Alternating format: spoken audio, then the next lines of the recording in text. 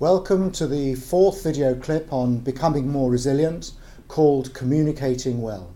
My name is Hugh Koch. I'm a clinical psychologist and visiting professor to Birmingham City University. Getting on well is important for all of us, whether it be with our friends, our relatives, our partners or our colleagues. But what is getting on well? What does it mean, and can we learn this? Social confidence involves 7 major ideas: making initial connections, keeping a conversation going, sharing interests, helping a conversation deepen, talking 50-50%, making some relationships last a long time, and generally being socially enthusiastic. The first of these is making initial contact and initial conversations. We know that the non-verbals of eye contact and smiling are very important, as are the verbal comments like saying hello, how are you, have you had a nice day, and examples like this. If you say this to most people, they will reply. Try on the way to work or on the way to the shops or on the way home, try smiling and saying hello to people that you don't know and see what happens. Especially when you're on the telephone. What people say is, when they're training people on telephones, smile when you're on the telephone. It will make your voice and the conversation be more connective with the other person. Keeping conversations going. What does this mean? Once a conversation is started, turn your body towards the person you're talking to. Match the speed and the volume of your voice towards them. Use your head, nodding your head, making small words, small phrases to help the other person know that you're interested.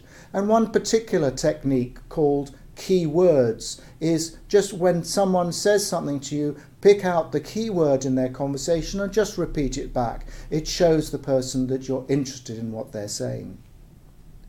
As the conversation develops, try and share interests with the other person. Talk about general topics like the weather, like the temperature, and share topics like working together or being in a traffic jam on the way to work. Showing that you have an interest in the other person is important. Helping conversations to deepen. Some of our conversations, but not all of them, can deepen. But how does this happen? First of all, try and reflect back feelings that are coming from the other person. If the other person is sad, reflect back that you appreciate that they're sad. If they're happy and enthusiastic, reflect back that you appreciate that they're feeling in a good mood.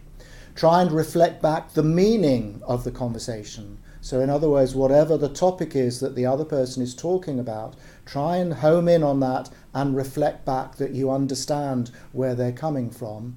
And also try and clarify what could or what is going to happen next after the conversation.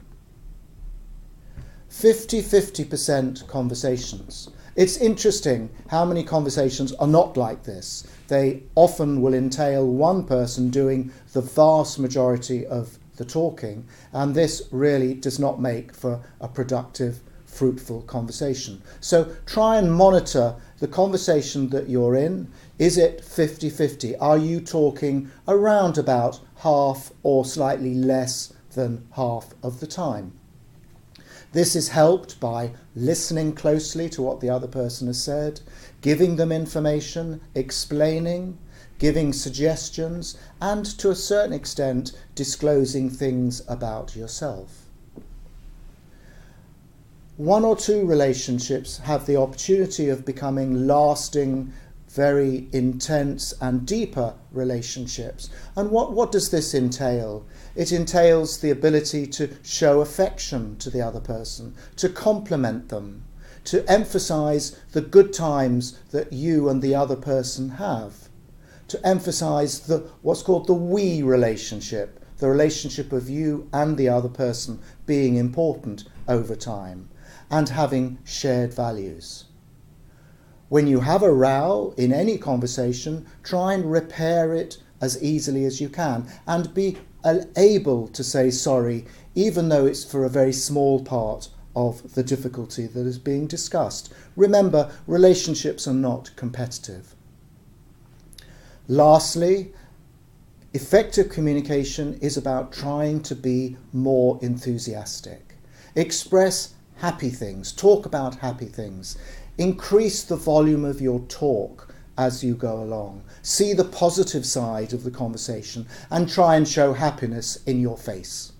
Moving on now to the 4 active steps I'd like you to consider practicing.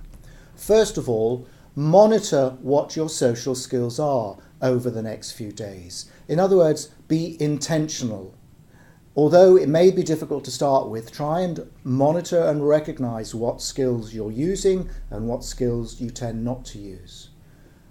Secondly, increase the amount that you smile and increase how friendly you are towards other people. This may sound artificial to start with, but you'll find that you get better and more practiced at doing this. Thirdly, remember the idea of 50-50 conversations. Monitor how much you talk in relation to the other person and try and keep it less than 50%. And lastly, you, like the rest of us, probably send messages by text. Try and increase the happy nature and content of your texts and reply promptly whenever possible. Thank you very much for watching this clip. Now, when you've got time, click on to the next video clip.